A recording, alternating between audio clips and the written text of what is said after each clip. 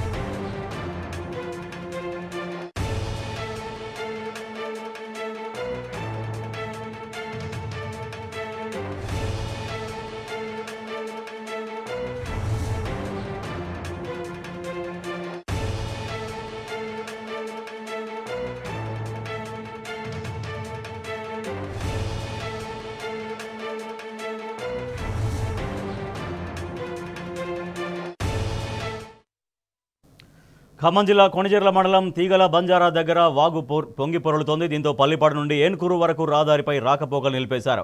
ఖమ్మం నుంచి కొత్తగూడెం వెళ్లే ప్రజలు తల్లాడ మార్గంలో వెళ్లాలని పోలీసులు సూచించారు. గుబ్బగుర్తి దగ్గర వాగు పొంగి పొర్లుతుండటంతో ఏన్కూరు వైపు నుంచి పల్లిపాడు వైపుకు ప్రజలు రాకుండా పోలీసులు బ్యారికేడ్లు ఏర్పాటు చేశారు. కొణిజర్ల మండలం పల్లిపాడు గ్రామంలోని డబుల్ బెడ్రూమ్ ఇళ్లలోకి వరద నీరు చేరింది. దీంతో 20 కుటుంబాలను అధికారులు ప్రభుత్వ పాఠశాలలోకి తరలించారు. కొణిజర్ల మండలం తీగల బంజారా వద్ద పగడేరు ఉధృతంగా ప్రవహిస్తుండటంతో రాకపోకలు నిలిచిపోయాయి.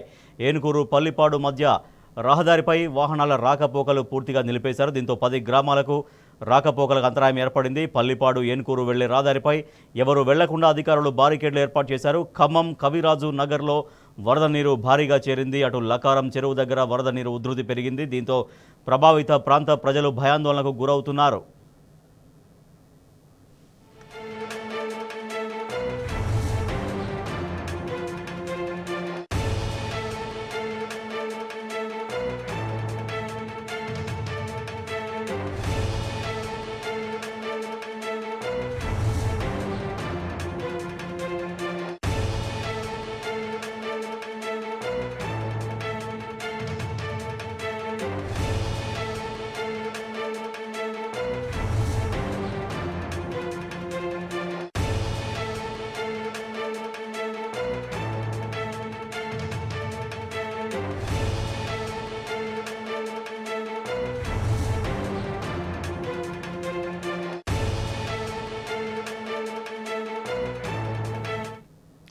ఖమ్మం మహబూబాబాద్ జిల్లాలో మళ్లీ భారీ వర్షాలు కురుస్తున్నందున మరింత అప్రమత్తంగా ఉండాలని రాజ్యసభ సభ్యులు ఎంపీ వద్దిరాజు రవిచంద్ర ప్రజలకు పిలుపునిచ్చారు.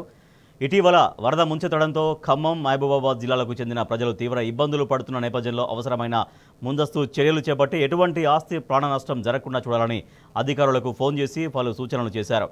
అటు వరద ప్రభావిత ప్రాంతాల్లో సహాయక చర్యల కోసం ఏ క్షణమైనా ముందుకు రావాలని బీఆర్ఎస్ క్యాడర్కు వద్దిరాజు యువసేనకు ఎంపీ రవిచంద్ర పిలుపునిచ్చారు.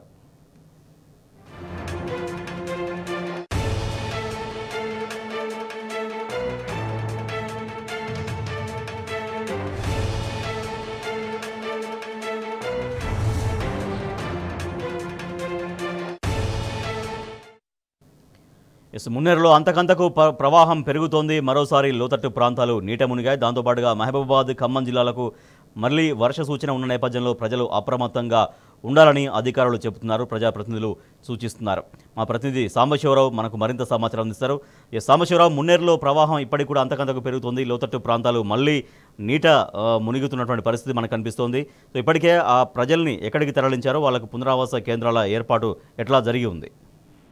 రాజేష్, నిన్న మధ్యాహ్నం వరకు కూడా శాంతించిపోయింది మున్నేరు అనుకుని ప్రజలు కాస్త ఊపిరి పీల్చుకున్నటువంటి సందర్భంలో సాయంత్రం కరెక్ట్ గా 3:30-4 గంటల ప్రాంతంలో కుంభవృష్టి మొదలైంది. దాదాపు 18-19 సెంటీమీటర్ల వర్షపాతం నమోదైంది. ఒక 2-3 గంటల ప్రాంతంలోనే భారీ వర్షం కురిసి మొత్తం ప్రజా జీవనాన్ని అస్తవ్యస్తం చేసింది. ఆ వాటర్ అంతా కూడా మున్నేరు పరివాహక ప్రాంతంలో కురవడంతో ఖమ్మం దగ్గర మున్నేరు నీటి మట్టం అంతకంతకు పెరుగుతూ ఇప్పుడు దాదాపు 16 అడుగులకు చెరువులో మున్నేరు నీటి మట్టం ఉంది.